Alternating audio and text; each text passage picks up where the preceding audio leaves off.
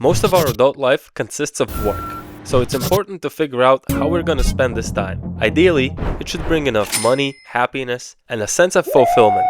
And this should be pretty easy, especially in 2024 when we have the opportunity and freedom to choose any career we want and have some sort of success if we just work hard enough. So why am I finding it so difficult to find my purpose?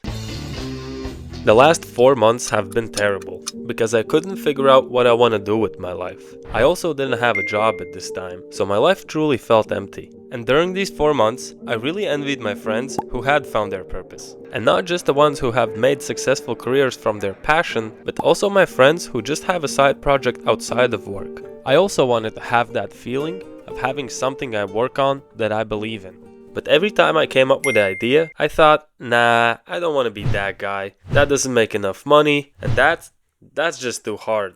Nothing seemed good enough. That's the problem. Our brains aren't built for today's endless choices. In the past, humans gained their sense of purpose from doing simple tasks like going hunting or building a shelter. Surviving was the purpose.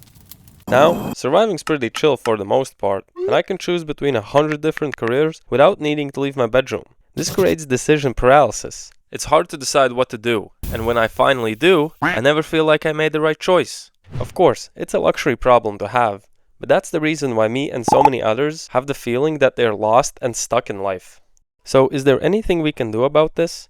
Or do we just have to wait for inflation to rise so high that surviving becomes so difficult, it gives us a sense of purpose again? Not all people are created equal when it comes to finding your purpose. There are 4 types of people, and knowing which one you are helps you understand your actions and gives you a better chance of finding your purpose. So the first person on our list is the naturally driven. These are the LeBron Jameses. These are the people who have it all figured out on day one. They're not even questioning what they want to do. They're on a God-sent mission. Sounds like the perfect position to be in. But if the plan is too ambitious or it just doesn't work out, man, you better hope the rope store ran out of rope that day. Next on our list, we have the complete opposite, which is the floaters. These people are really not too concerned with their purpose. They don't really need one, and as long as they're doing something in life, they're good. They're just going with the flow, hence the name, floaters. This also sounds pretty nice, but it could be equally devastating waking up at 55 and realizing you spent most of your life doing something you don't even care about or even like. Next up, we got the daydreamers. This is like a mix of the last two. These people have a calling deep in their soul. They know what they want to do, but they never do it. They just talk to their friends and family about this project they could be doing. If they finally got their shit together and actually started working on this project, it would most likely work out for them. But they just don't have the balls to actually start doing it. And last on our list, we've got the explorers. These people believe they could practically do anything. And I would put myself in this category. One moment, I want to be a YouTuber. The next, I want to be a fitness influencer. And then the next month, I want to do some woodworking. I change my life's purpose more than I change my socks. It's nice for finding out what I like and what I don't like, but it's impossible to build a successful career jumping from one thing to the next all the time. Now that we know everyone's path to finding their purpose is different, here's some advice to help you find yours.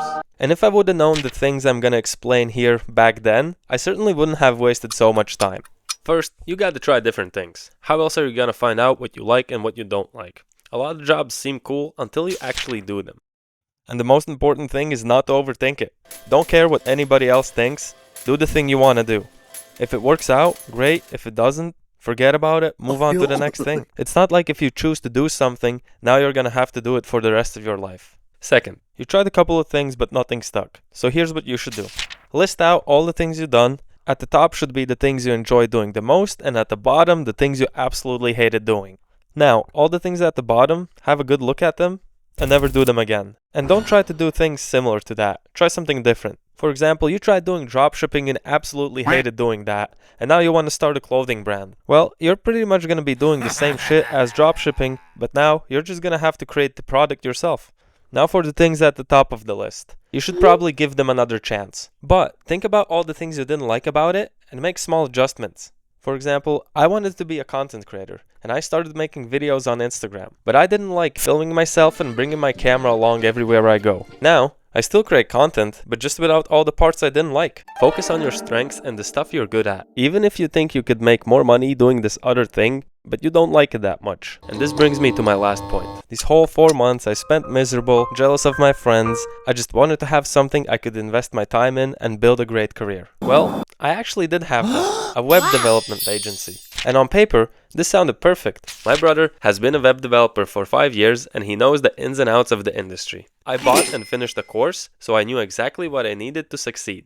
I had a mentor, I could work any hours at any time of the day from anywhere in the world. And the money I could make was insane. But there was a problem. I didn't care about websites. I avoided the work like the plague. If the wind blew a bit too hard, I would not work that day. I was delusional and didn't want to believe I hate doing the work. I was only in it for the money. And on top of that, I didn't even believe what I'm trying to sell will make the difference that I'm promising to these people. But to succeed, you have to put in a lot of work you won't get paid for and have the patience and belief that what you are doing is great and people need this. If you hate the work, you won't get anywhere. Of course, everything you try will be hard and frustrating at some point, especially the beginning. And the $1,000,000 question you have to ask yourself is, do I just find this frustrating or do I actually hate doing this? And knowing the difference between these two things will save you a lot of time and money that you could be using for better things.